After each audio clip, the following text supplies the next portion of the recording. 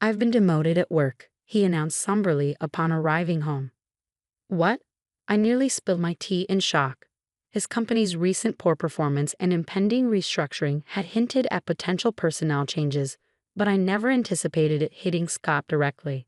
Nevertheless, I felt it was crucial to stand by him during such trying times as his wife. "Well, perhaps it's just a stroke of bad luck. Times are tough, and I'm also working, so let's not fret," I replied, trying to maintain a cheerful demeanor. "I'm Catherine, 50 years old, currently employed full-time in the back office. I reside with my husband Scott, who is 2 years my senior, our high school sophomore daughter Julia, and my 72-year-old mother-in-law Ethel. While Ethel and I may not always see eye to eye, our interactions are limited to when I'm home since I work outside, so I've chosen not to dwell on it. To my daughter, I advise, your dad is feeling a bit down because of the demotion, but let's try to carry on as usual around him." However, Scott began to unload his frustrations, and as the saying goes, people often vent their frustrations on those closest to them, those they trust the most. And unfortunately, I became the recipient of it all. The following day, while cleaning the hallway on my day off, he passed by and suddenly remarked, "You've put on weight since we got married, haven't you?" "Huh? Well, I'm 50 after all. Even the gynecology pamphlets mention that women tend to gain weight around menopause. But according to my company's health checkup, I'm not overweight," I retorted. Then came his heartless words, "Forget the health checkup. Your figure is too unsightly. You're just being lazy. If you're overweight, I'm embarrassed to be seen with you and your barrel-like figure." His sudden cruelty left me speechless, and as he added, "ugly," before retreating to his room and locking the door, I was left bewildered. What? What's happening all of a sudden? I pinched my own side in disbelief. I can pinch it. When I squeeze it between my thumb and forefinger, it fits snugly, and I can tell that I've gained more than enough. But why now all of a sudden? It felt like an arrow had pierced me unexpectedly, the shock so intense that I even forgot I was holding the magician wiper in my hand, which then slipped and clattered loudly to the hallway floor. From that day onward, Scott's treatment of me grew increasingly harsh. To exacerbate matters, my mother-in-law seemed to have overheard the argument from that weekend and decided to intervene. Then tensions escalated further. As I ascended the stairs with a basket of laundry, intending to hang the clothes, my mother-in-law awaited me not at the bottom, but at the top of the stairs. She would make remarks like, "Oh, how dreadful. If only you weren't so overweight, we could pass each other on the stairs. I wouldn't have to wait here because your obesity restricts the space for both of us." Moreover, during dinner, when I served fried chicken, she'd comment, "Isn't this what's contributing to your weight gain?" and promptly remove my plate. Instead, she'd suggest that only the three of us who weren't overweight should eat. My gynecologist had mentioned that after middle age, one tends to either gain weight or lose it, yet my mother-in-law remained on the thin side. She was as slim as a dried-up tree, but I managed to tolerate her incessant taunts. Such annoyances had become routine, so I had grown somewhat accustomed to them. What truly wounded me, however, was my husband's behavior. Since that incident, Scott ceased speaking to me. There were no expressions of gratitude or compliments, not even when I served him breakfast. He simply ate in silence and then left the table. He would enter and exit the bathroom without uttering a word. Though we still shared the bedroom, he would merely turn his back to me and immerse himself in his smartphone. I couldn't bear being treated as though I were invisible. One night, summoning my courage in the bedroom, I asked, "Is there a reason you're ignoring me?" His response was cold. "Not really, but I prefer not to engage with anyone other than humans." He continued, "I don't want to be associated with a family member who is this overweight. If you truly care about me, you'll shed some pounds." What? His words left me disheartened. But it's inevitable with age. You understand that, don't you? Even though I walk 1.2 miles for my commute, I'm doing my best in my own way. Despite my efforts to combat the weight gain that often comes with aging, he coldly turned his back, dismissing my struggles. "If you're not seeing results, then it's as if you're not trying at all. Don't speak to me anymore." And with that, he truly stopped acknowledging my presence. Meanwhile, my mother-in-law persisted in taunting me about my weight. Whenever meat, fruits, or rice were served, she'd question, "Are you permitted to eat that? Do you realize?" Eventually, I found myself restricted to salads and boiled vegetables. Scott remained silent throughout, merely moving his chopsticks without a word. It seemed my marriage was nearing its end. During my spare moments, I began packing my belongings. If this was the treatment I would receive from Scott, perhaps it was best to disappear altogether. When I confided in my daughter, saying I'm considering moving back to my parents' house, she sympathized. I understand. I witnessed Grandma and Dad always picking on you during meals. It's painful to watch. I'll come with you, Mom. We can stay with your parents and I can still attend high school from there. And now, tomorrow marks the beginning of the demotion I've been anticipating, right after the winter break. Scott approached with a smile, suggesting, let's all have a drink, just this once. Tomorrow, life without subordinates begins for him. I pondered whether he found this situation unbearable. However, by now, I had lost the will to play along. Even his forced smile grated on my nerves. Scott piped up, let's enjoy a nightcap with dinner. I'll whip up some wine spritzers. It might have been the first time he had directly addressed me since the demotion announcement. He continued, Julia can have juice, and I'll fix you a wine spritzer too, Catherine. He then placed the prepared drinks at 3 spots on the table. Odd, why the sudden change? As Scott momentarily turned his back to search for the TV remote, I discreetly sniffed the drink he had poured. What? I detected a faint scent, unmistakably familiar. I knew it from my own culinary endeavors. How could he even think to serve me this? I refused to tolerate it any longer.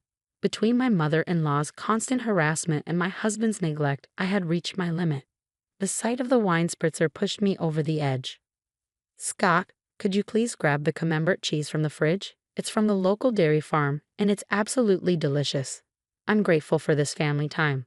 Would you mind fetching it?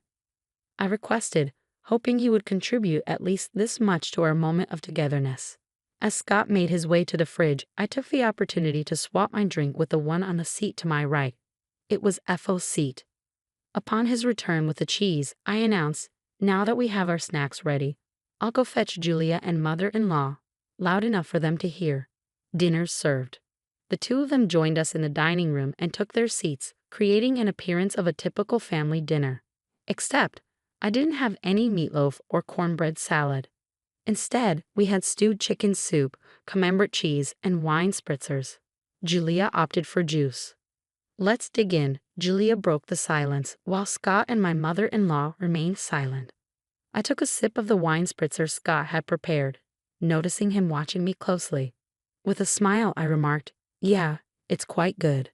Huh? Scott muttered something under his breath, but I chose to ignore him. Instead, I focused on my salad before taking another sip of the wine spritzer. Suddenly, a stream of red liquid shot out from my mother-in-law's mouth, resembling Godzilla's fiery breath. Wait, Grandma, what happened? My daughter exclaimed, rising from her seat in surprise. Some of the liquid splattered onto her salad. Did you choke? Are you okay? Julia quickly fetched a towel and returned, offering it to my mother-in-law, who wiped her mouth. However, her reaction was one of disbelief. What? What is this? Grandma, your mouth, it looks like spicy cod roe, my daughter observed, growing increasingly concerned. Hey you! He put it in my drink. My mother-in-law shrieked, attempting to grab me, but I coldly brushed her hand away. It wasn't me. Scott made it, I stated firmly. This dismissal, coupled with the revelation of Scott's involvement, seemed to stun her. What? My mother-in-law screamed, her lips still stained with sauce, before turning to glare at Scott, who was visibly trembling. Leaning towards him, I exerted some pressure by resting my hand on the table. You thought you could sneak it into the wine spritzer, didn't you? I could detect it slightly because I've encountered it before. That was a dash of hell, wasn't it? I confronted him sternly. A drop of hell? I picked it up at the food fair in Alabama. It might not be as renowned as death sauce, but with its subtle lime undertones, I found it more appealing for its homely flavor, I explained. That hint of lime was what I detected, indicating he had added a significant amount to the drink. My mother-in-law likely didn't notice due to the wine spritzer's aroma, or perhaps she mistook the lime scent for part of the drink's flavor. Regardless, this was an exceptionally malicious prank, incredibly vicious. Wait, Dad did that? Julia's expression was one of disbelief. I actually intended for Catherine to have it, Scott admitted. You should switch it with yours. Even if my mother-in-law is foaming at the mouth, it's out of line. Just because she realized it was meant for me, she wants to pass it off to me. I'm not touching that dangerous concoction, I asserted in a hushed tone, maintaining pressure on Scott. And then I confronted him. Explain why on earth you thought pulling such a stunt was acceptable, I recounted. You were putting on weight, and spicy food can boost metabolism. So I figured I'd give it a try, Scott reasoned. Pathetic. What a lame excuse, I scoffed. Did he truly believe such an explanation would suffice? It was utterly embarrassing. Under pressure, my husband hesitated, shifting his chair back slightly. I'm not crazy. This is a legitimate reason to support your diet. Here, swap your cup with mine and have a taste. I made it for you, he urged. Closing in, I saw him retreat. What are you implying? As the one who prepared it, you should be the one to sample it. Come on. Rising from my seat, I grabbed the cup containing the fiery concoction meant for my mother-in-law and tossed it in front of my husband. Setting it aside, I closed the gap once more. After ignoring me and treating me like I'm invisible for so long, did you honestly expect me to drink something you claimed to make with a smile out of the blue? Did that not occur to you in your empty head? Isn't it all too childish? Come on, taste it as the one who brewed it. Take some responsibility, I asserted, slamming the table. At the sound, my husband, perhaps hoping to evade further confrontation, rose from his chair and stepped back. Amidst the tense silence, a soft voice broke through. Both my husband and I turned to the source. It was our daughter, Julia. She began to speak, her words sounding strained as if she were forcing them out. Taking out your frustration on Mom, who supports you the most when work gets tough, and subjecting her to repeated cruel treatment. It's like a childish prank. I might not be supposed to say this to my parents, but it's too immature and unbearable to witness. Our daughter stood up, addressing her father directly. Is it wrong to struggle with weight? Mom wakes up early, walks to work, and even packs her own lunch. So it's not fair to say she's not making an effort, she continued, turning to face her grandmother.